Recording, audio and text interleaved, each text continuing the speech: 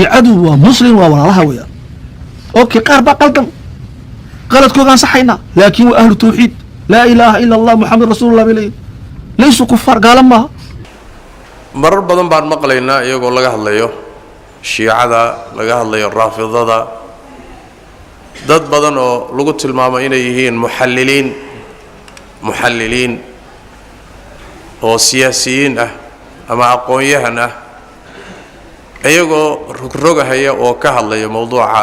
shiicada iyo raafidada khaasatan markuu xadad ama dhacdo isagoo laga wareysanayo in badan oo iyaga ka mida ma yaqaanaan madhabka shiicada ka fikir ahaan ka mabda ahaan ka caqiida ahaan ma yaqaanaan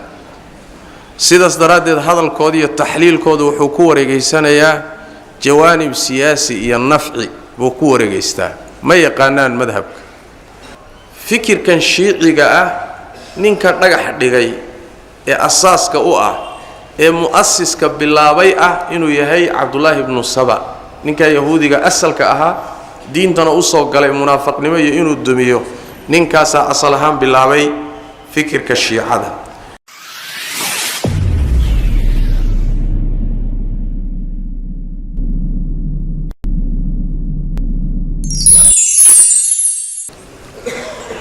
الحمد لله رب العالمين وصلى اللهم وسلم وبارك على نبينا محمد وعلى آله وصحبه أجمعين ما بعد أي إخوة في الله موضوع أي كسب سنتها الندوة وموضوع اللوج بعيه خاصة وقت كان هذا عن كتيرنو وهو نقضي موضوع الشيعة أما الرافضة مواضيع ذو مهمسن اللي باهي هي ضدكو إن حقيقة دي سوغادا أما خطرها أقوبضا إيمان تدين تينا هيستا إنو يهي مذهب كالرافضة هو باهي مركا إن واحد بدن كوجا إنه حقيقة دي سينا نخلد من ومن باب عرفت الشر لا للشر ولكن لتوقيه ومن لم يعرف الشر من الخير يقع فيه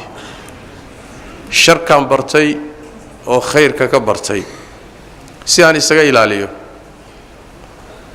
روحي أن شركي خير ككلبراننا وأكون عيا شركي سجوا خير موضية أيو كون عيا كدعية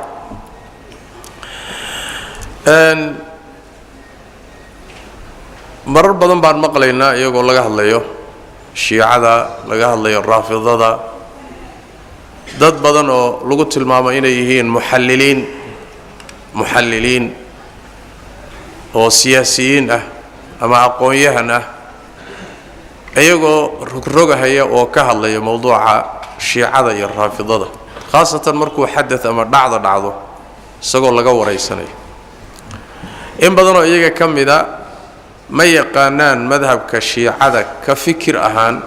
ka mabda ahaan ka caqiida ahaan ma yaqaanaan sidaas daraaddeed hadalkooda iyo taxliilkooda wuxuu ku wareegaysanayaa jawaanib siyaasi iyo nafci buu ku wareegaystaa ma yaqaanaan madhabka waxaana la yidhaahdaa alxukmu cala shayi farcun can tasawurihi shayga inaad xukunto wuxuu farc ka yahay inaad horta shayga suuraysato inaad fahanto madhabkani muxuu yahay muxuu galaa muxuu gudaa muxuu dhib leeyahay muxuu dheef leeyahay muxuu dhiboo soo geystay taariikhiistu maxay ahayd markaad ogaato kadib baad ka hadli kartaa oo aad shaygii xukumi karaysa makhaatiru raafida khataraha ay leedahay raafidadu طبعا علماء كهذا دون لكن تاريخ ذو أما شيعة أدي أن وحير كتابنا سيدان أكسونا النبي صلى الله عليه وسلم مركو جيريودي حلك مسلمين توحى قبطيو يسكر عين نبي صاحبك أبو بكر الصديق رضي الله تعالى عنه saxaabaduna arrinkaa iskumayna khilaafin in isagu ugu fadli badnaana oo ugu mudnaana iskumayna khilaafin Abu Bakar markuu geeriyoonayay ayuu ballan buu ka tagay dardaaran buu ka tagay xilka inuu uga dambeeyo Umar ibn Khattab Umar baa xilkii sidaa ku qabtay isagana ummaddu way isku raacday wax khilaaf iyo muran ma jirin dhowr iyo 10 sano oo xilka hayay ummaddu way israacsanay Umar radiyallahu ta'ala anhu wakiil la dhaawacay isagoo salaad subax tujinaya muslimiinta waakii oo ninka gaalkii toorida ku dhuftay ee adoonkii Umar markii toorida lagu dhufto dhaawacmay uu dareemay inuu khatar ku jiro oo halis yahay ayuu xilka wuxuu u dardaarmay inay ka tashadaan 6 nin oo saxaabada ragii ugu fadli badnaa kamid lixdoodii haday tashadeen saxaabadii kalena la tashadeen waxay ku dhacday nasiibku wuxuu ku dhacay Uthman ibn Affan radiyallahu ta'ala anhu warda sidaas uu Uthman ku qabtayo isaguna waqti dheer muslimiinta ku hogaaminay nabigu wuxuu sii tilmaamay sallallahu alayhi wasallam Umar inta uu joogo inaynan ummadan fitan ku furmaynin xadiidka Xudayfa saxiixa ku yimid wuxuu ku yiri fitanka bal iiga waran Umar baa weydiinay markaas wuxuu ku yiri fitankii kuwa yar yar ka markuu uga warramo yiri kuwa ma rabo kuwa weyn baan rabaa wuxuu yiri adiga iyo fitankaasi irid baa idin dhaxaysa buu irid xidhan markaas uu yiri irida miyaa la furi doona mise waa la jabin doona Xudayfa may waa la jabin doona buu marba hadii la jabiyo dib dambe loo xidhi maayo buu Umar wuu garanayay marka iridaas inuu isaga yahay nabigu sallallahu rabbi wa sallam alayhi wuxuu ka sii waramay Uthman ibn Affan radiyallahu ta'ala anhu ardaa markuu jannada ugu bishaareynay rag uu kamid yahay nabigu wuxuu sallallahu alayhi wasallam ma'a balwa tusibuhu musiibo ku dhici doonta ayuu nabigu tilmaamay sallallahu alayhi wasallam Uthman sanadihii hore ee xilka uu hayay khilaaf iyo dhib ma imaanin laakiin sanadihii u dambeeyay xilkiisa ee muslimiinta uu khaliifka u hayay mas'uulka u ahaa markaas waxa bilaabatay kacdoomo qaar badani ay ku gabanayaan sheegashooyin siyaasi ah xuquuq ay sheeganayaan oo khaliifka ka tirsanayaan kacdoomada noocaasa markii dambe waxay keeneen in ay dilaan Uthman ibn Affan radiyallahu ta'ala anhu warda isagoo daarul khilaafa ku jiro meeshii muslimiinta ka hogaaminay magaalada Madiina ayay ugu galeen waana dileen kooxdii dishay oo kacdoonka samaysay oo khawaarij iyo balaayo isugu jiray markay khaliifkii dileen wax yar kadib Ali ibn Abi Talib baa xilka loo dhiibo qabtay halka wixii ka bilowda muslimiinta waxa ku furmay ahdi iyo waqti fitan fara badan iyo khilaaf badan xambaarsan kooxa kacay kacdoomada noocaas oo kala ah sida xaqiiqada maynan ahayn kacdoomo iska dabiici ma ahayn oo daahirka say muujisanayaan uun xuquuq iyo dawladda wax ka tirsanaya laakiin waxay ahaayeen kacdoomo ay ka dambeeyaan gacmo dana kala leh oo doonaya muslimiinta deganaanshahooda iyo dawladooda iyo amnigooda iyo diintoodaba inay dib u geystaan kacdoomadaasi markay kaceen oo dhibkaasi yimid wuxuu ahaa dilkii Uthman marka wuxuu ahaa sida ay leeyihiin culimadu Sheekh Islam Ibn Taymiyyah qeyrkii fitanka waaweyn ee muslimiinta ku furmay tii ugu horeysay waxay ahayd dilkii Uthman bay furay u noqotay marka fitankii ka dambeeyo marxalada marka waxoogaa kacdoon ku jiro ayaa waxaa soo baxay nin la yiraahdo Abdullah ibn Saba oo yahuudi ahaa asalkiis Yaman buu ka soo jeedaa iyo Xiiro ka soo jeedaa labadaba waa la yiraahdaa ninka asalkiisu yahuudi buu ahaa wuxuu muujistay inuu islaamay islaanimu muujistay laakiin islaamnimada uu muujisanayo dhab iyo daacadnimo ma ahayn munaafiq buu ahaa zindiiqo diinta ku gabanay si uu diinta isagoo gudaheeda ku jiro oo ilaalinayso oo islaamnimada isku ilaalinaya haddana inuu diinta gudaha ka dumiyo ninka isaga waa ninka loo tiiriyo firqooyinka shiicada firqada ugu horeysa isaga loogu abtiriyo ee la yiraahdo as-sabaa'iyya as-sabaa'iyya wa awwal firaq shiica waxaana loogu abtiriyaa Abdullah ibn Saba ninka yahuudiga baa loogu abtiriyaa ninkaasi nin wuxuu ahaa zindiiqa oo diinta inuu fasaadiyo ujeedadiisu ay ahayd sidaad garanaynaba diintii uu la yimid nabiyullaahi Muusa alayhi salaam tawreed iyo injiil oo nabi ciise la yimid waxa fasaadiyay nin la dhihi jiray Bulus oo asalkiisu yahuudi ahaa oo sheegtay inuu diinta nasaarada soo galay wuxuu soo galay isagu inuu fasaadiyo diinta kharibo wuxuu muujistay inuu diinta nasaarada soo galay kadibna wuxuu bilaabay inuu diintii gudaheeda ka fasaadiyo rasaa'ishan hadda kristanku ay haystaan ay leeyihiin waa anaajiil oo waa injiil ninka sameeyay waa bidع farabadan iyo khuraafaad farabadan iyo shirkiyaad diintiiba badashay ayuu u keenay nimankii nasaariya kristan ahaa Abdullah ibn Saba marka wuxuu rabaa inuu ciyaaro kaalintii uu ciyaaray Boolis oo diintii nasaarada isbedelkii uu ku sameeyay inuu isaguna diinta islaamka ku sameeyo isagoo gudaheeda ku jira inuu hadana diinta kharibo nin noocaas u ahaa waxay leeyihiin marka culimadu xilliga ay bilaabatay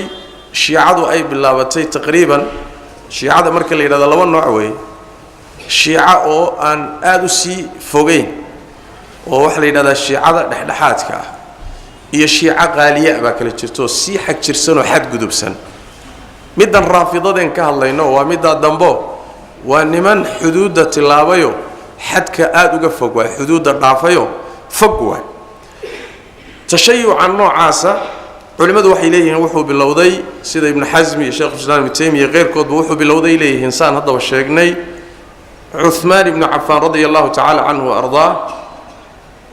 xilligii muslimiinta u talinayay sanadihii u dambeeyay ayuu madhabkaasi bilowday bay leeyihiin طيب sida waxa ku waafaqsan rag badan oo baaxifiinta mucaasiriina iyo kuwa horaba saas iyaguna qabaan waxay inta badan qabaan fikirkan shiiciga ah ninka dhagax dhigay ee asaaska u ah ee muassiska bilaabay ah inuu yahay Abdullah ibn Saba ninka yahuudiga asalka ahaa diintana u soo galay munaafiqnimo iyo inuu dumiyo ninkaas asal ahaan bilaabay fikirka shiicada keliyata culimada sunnadu ma qabaan inuu bilaabay rag badan oo maraajicda shiicada kamid iyo kutub waaweyn oo kutubtooda kamida ayaa qirsan inuu Abdullah ibn Saba uu bilaabay madhabka shiiciga iyo raafidada طيب مذهب كشيعي كمذهب أهان كفكر أهان كعقيدة أهان طبعا مراحل فربضان بصومري هل مرمد على سيدا مذاهبتا إيو فرقدا إيو كوحها إيو أفكار تعقدقة انت بدن هل مرموضة ضلط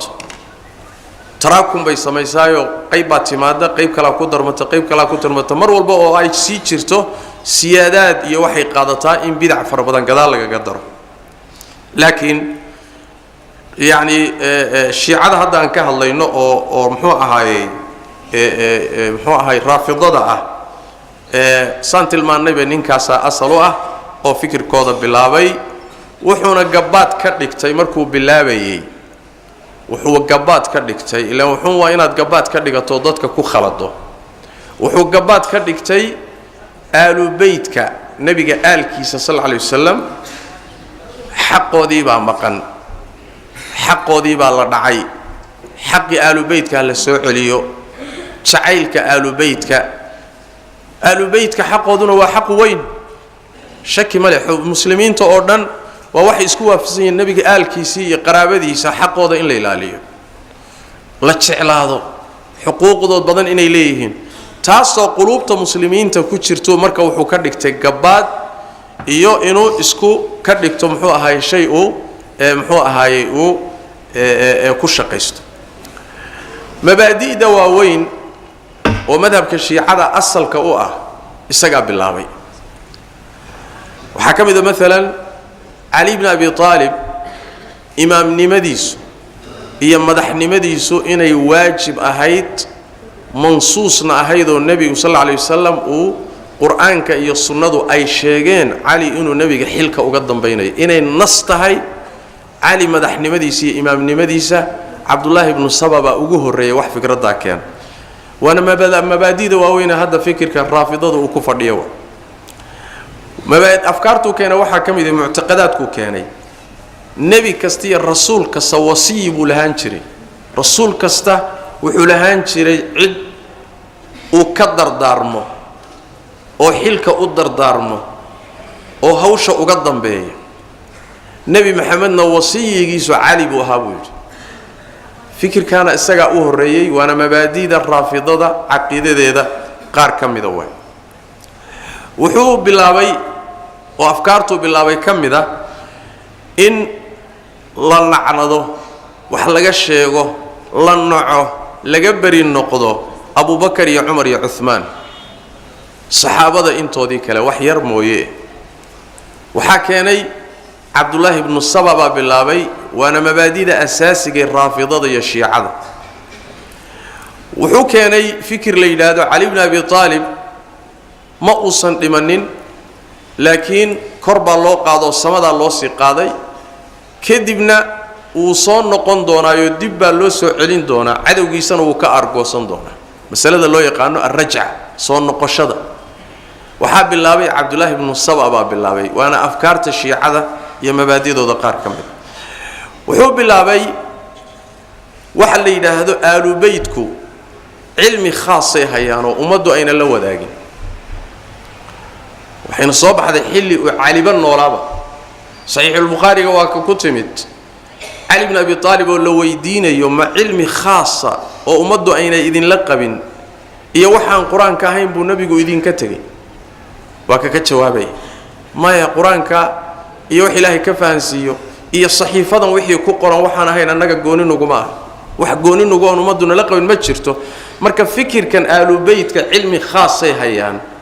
waxa abuuray Abdullah ibn Saba ninka yahuudiga baa abuuray waana afkaarta raafidada kamid almuhim wax weeyaan afkaartaas markuu keenay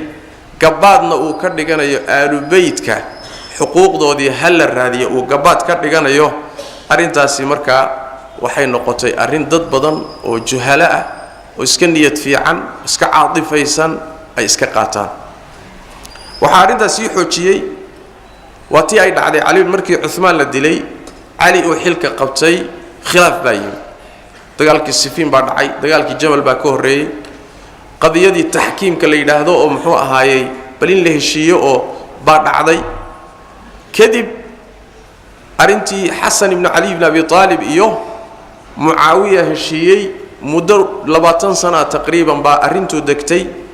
oo dhibkii laga baxay markuu dhintay Muawiya ayuu wuxuu xilka u dhiibay wiil uu dhalo la jiray Yazid ibn Muawiya Yazid ka marka waxa ku baxay Hussein ibn Ali ibn Abi Talib Hussein markuu ku baxay Hussein waa la dilay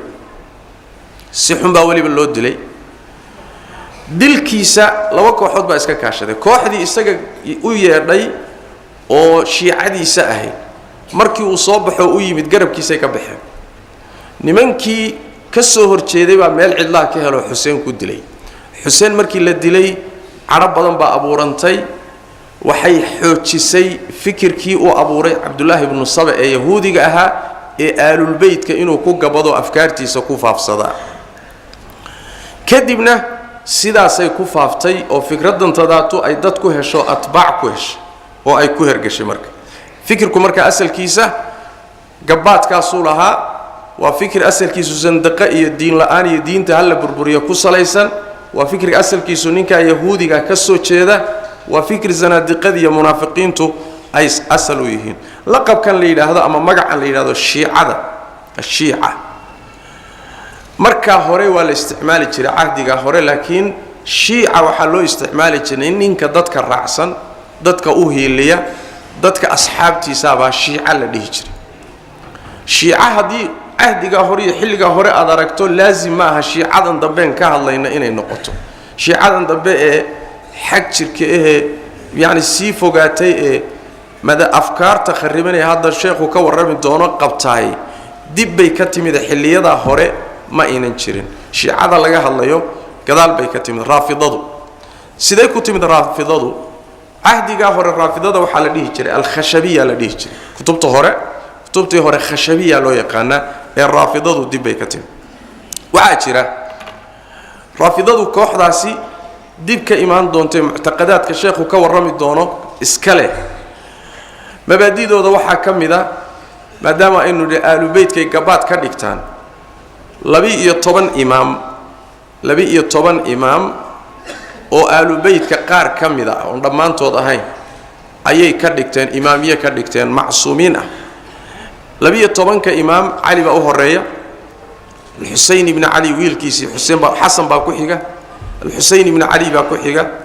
ويل كيسي علي بن حسين زين العابدين باكوحيجا طيب ويل لبويل بولها مرك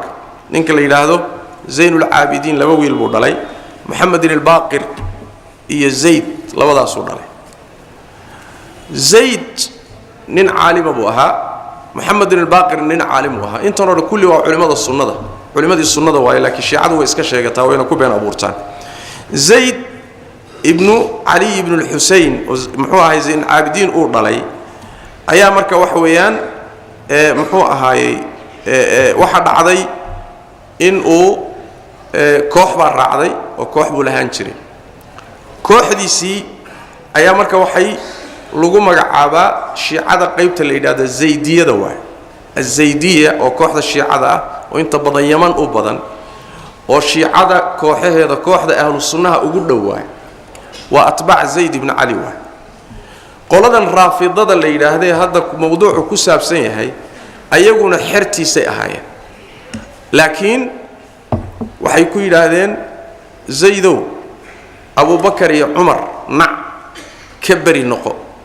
waranu Abu Bakar iyo Ali iyo Umar kabari noqon maayo iyo Uthman Ali baa ka fadli badan wa sax maaha Ali baa ka fadli badan laakiin waa khulafo waa dad khayr badan waa dad wanaagsan ma lacanadayo mana caayayo waa nabi maxamed asxaabtiisa ma caayisay sooma annaguna ku diidnay bay dheen marka annaguna ku diidnay raafida maxaa la dhahaa rafdigu waa diidada waa qoladii diiday waay maxay diideen waxay diideen sheekhoodii Zayd ibn Ali ba waxay ku diideen Abu Bakar iyo Umar kabari noqon lacnad oo ka fogow diiday markuu yirina annaguna ku diidnay bay dheen raafida halkaas ku bilaabatay sidaas daraadeed markay halka maraan Zayd way ka leexanayaan waxay qaadanayaan ninka la yiraahdo Ali ibn Hussein wiilkiisa labaad oo Muhammad al-Baqir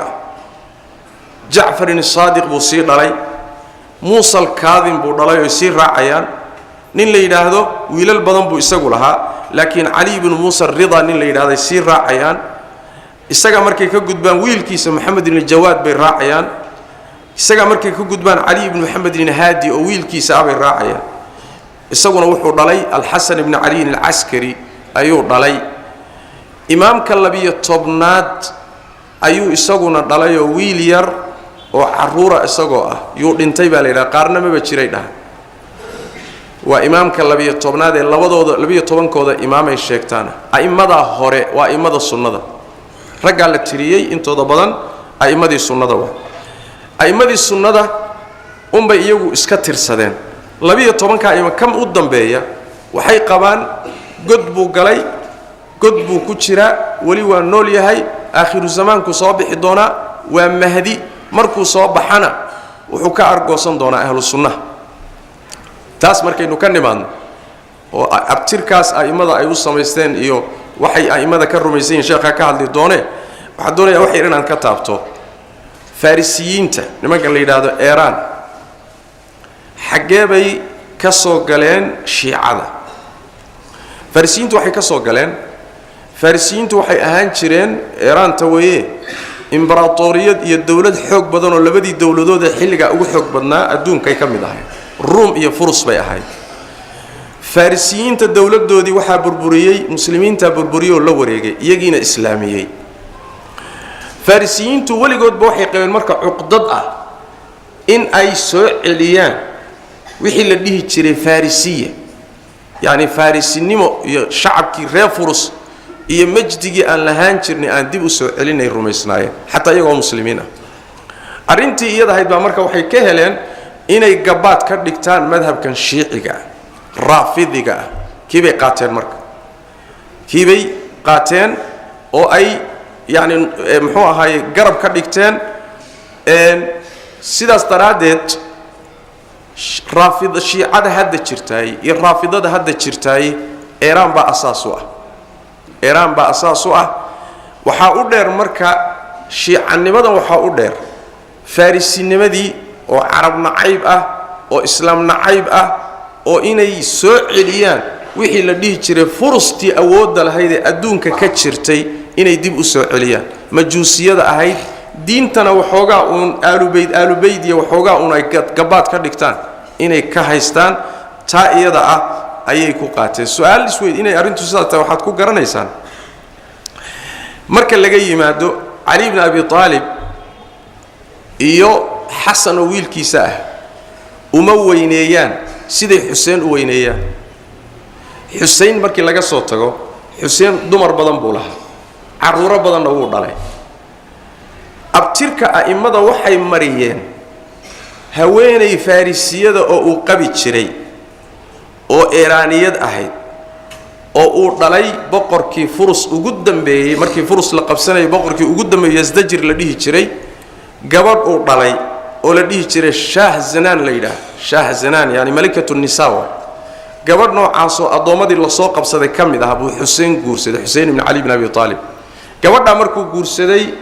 baa waxay u dhashay ninka la yiraahdo Al-Hussein ibn Ali bay u dhashay Hussein ibn Ali gaas bay marka raaciyeen aimada imaamiyadoodu Hussein ibn Ali oo gabadhii farisiyadu ay dhashay bay mariyeen iyo caruurtii u dhalay bay ka dhigeen su'aal baa isweydiin leh Ali ibn Abi Talib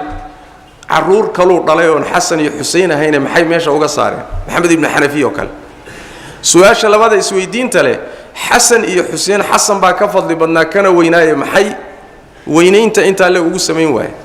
midda xigta weeye Hussein laftiisa caruurtu dhalay way badnaayeene maxay farisiyada naagtii farisiyada ahayd islaantii farisiyada ahayd kaligeed caruurteeda maxay uga dhigeen aimada meesha waxa ku jirta marka naz'a shucuubiyya oo farisiya ku jirta mas'aladaasina waa mas'alo hadda iska cad way markaan soo gabagabeeyo jiritaanka hadda raafidadu Iran baa asal u ah Hizbullahi Sacuudiga mantiqada la yiraahdo gobolka bari ama mantiqa sharqiya ayay ku nool yihiin Yemen nimanka la yiraahdo Xuuthiyiinta way muxuu ahaay mantiqadeenan iyo yani East Africa ila geeska Africa taqriiban Kenya gobolada saaxilka ama gobolada xeebta bay jiritaan ku lahaan jireen maraakiis ku leeyahay meeshan Nairobi markaz weyn oo center thaqaafi ah bay magaalada Nairobi dhexdeeda ku leeyahay oo ilaa waqti hore ay lahaayeen طيب inta markii laga tago Ethiopia intan ka warhayo nashaad badan kumayna lahayn laakiin gadaal dambe waxa ku soo kordhay niman la yiraahdo al-ahbash wa firqa dariiqooyinkii suufiyada kamida laakiin haddana ku tirsan raafidada iyo shiicada ku tirsan anshida fara badan bay ka wadaa andimada meesha ka jirta garab istaagtay muslimiinta sunniga ee Ethiopia ka jira muddo fara badan qadaayaadkay ka mudaharaadeen bay qayb ka mid tahay waa shiicadii oo halkaana ka soo gashay Soomaalida iyo deegaamadeedana iyadana nashaad bay ku leeyihiin oo way galeen Suudaan oo kale waa dhaweyd bay Iran la sameysteen xiriir la sameysteen dhowr sano markay la lahaayeen xiriir diblomaasi oo safaarad u fureen nin culimada ka mid ah ii waramay oo Suudaanta wuxuu yiri dhowr sano markii uu jiray xiriir ku jiray Suudaan waxay ku baraarugeen 12,000 oo shiica ah ودور سنة قدوه والسودانيين هوري أمتشرين مغرب أو مغرب العربية حديد يرمرك لسه مستوى وقت دو وحي كبر أروجين ضد كي أون شيعوبي ونمان كي قاتين وكان مركز ضم حديد كتير دونا صوماليا مركانو إمادو متشرين صومالي دو ما أقول وحلي هذا الرافضة إيه الشيعة إيه وحوجا وحاشري عقائد الشيعة إيه الرافضة ده قار كم ده والطريقين كالصوفية ده أصلا مري واتشرين وحفر بدن بي سجت تأثرين لكن متشرين فكر شيعي والرافضي أقولك الصومالي ده كتير الصومالي تقاني متشرين كذا دمبه وياهن دمبه وفكر كفافة يقول بدن وقبصة المسلمين طلعاين وعراق قبصة ويمن دجال كوهايو وسوريا قبصة ومحوها هاي دول بدن وقبصة يا ولبنان قبصة أيها هذا فافين داسا إنك أنا وحنا جسوا قاعدي وحنقصوا جبينية الصومالية مالها أي كسوا قالوا وحكم إذا مقالة مقدشوا وحيكوليهن هي اللي إلى هذا جمعية اللي إلى هذا خميني اللي إلى ومجيء أضيق هذا وضت أضيق قدام بثورة بأساسه مجيء هذا وضت وحيكوليه كل هايين سنتر أيكون مجعابين ضد كاللجو كالمياه وعافيمات مرر فربنا وحي سمعين إن إذا يراد السوق كأنه الزواج كجماعي سوى ذا تشير ويلل قبل السوق جوريا وهذا مركي سفارة السعودية وير كذي أوضحي أي دولة الصومالية كسر تيوتي بحق كتير لكن فكر كودي ولي واتشوجا ده رأسا واتشوجا أي جينا ممنا قبل الله كلا الصومالية دكتور نشاط مقدم لها لكن شك ما لها وحوي كمان مرنا وحيالها مدن إلا تلمامه وحكم ذا أرض فربضان والصومالية ما وحي سينيان سكولرشيب أما منح بي سينيان أي إيران كتجان إيران مركو تجانا حتى هدو ساينس براني هدو عافيمات براني وإن فكر كالشيعي وكصح باروه عيالك الله قاضيو يجو الشيعة بيصون نقنيه Soomaalida dibadaha jirta qaar badan Ingiriiska waa u badnaadeen qaar ka bido waxa jira fikirka qaatay oo aad ku arkaysaan social media ku arkaysaan almuhim warka gabagabadiisu waxa way waqtigii waxbaan ku darsaday warka murtidiisu waxa weeyaan nimankaasi shalay say gabaad uga dhigteen aalu beydka innagana waxay gabaad inooga dhiganayaan oo meelo badan markaad aragto gabaad ay ka dhiganayaan shaafiiciyaan Soomaalida dileera shaafici baana waa soo istaagay qoliyaha qaar kood waxay ku leeyihiin markay ogaadaan inay dariiqooyinkii qaadiriye yihiin waxay ku leeyihiin qaadiriyaan qaar waxay ku leeyihiin uweysiyaan qaar waxay ku leeyihiin waxaan nahay zayliciyaan qaar dariiqooyinkii magacyadoodiina waa sheeganayaan si loogu soo istaago madhabkii fiqiga Soomaalidu lahaydna waa sheeganayaan si loogu soo istaago markaad soo istaagtana waxay kugu sameynayaan Sheekh Maxamed baa ka warrami doona laakiin horta dabankii lagu soo geliyo وانا نمان حريفينه waxaa dhacday hadda ka hor anigo Safiya Marwo dhexdeeda marayo dawaaf ku jira sacyiga ku jira oo buurta Marwo korkeeda saaran baa iyagoo saddex bay dhinacyaha iga galeen Arabi jaban bay ku hadlayaan markaas waxay yiraahdeen walaalaan alakhmin weyn xageed ka timid waridinku xageed ka timaadeen baan ku yiri markaas waxay yiraahdeen muxuu ahay al-Jumhuriyya al-Iraniyya al-Islamiyya kan nimid هذا واحد كتير ما وشيء مركزي باللابين إني هذا ولا لا نهاي كان نهاي وروحوا ولا لما هنا أنا نك عبادي استنقول حتى وحوي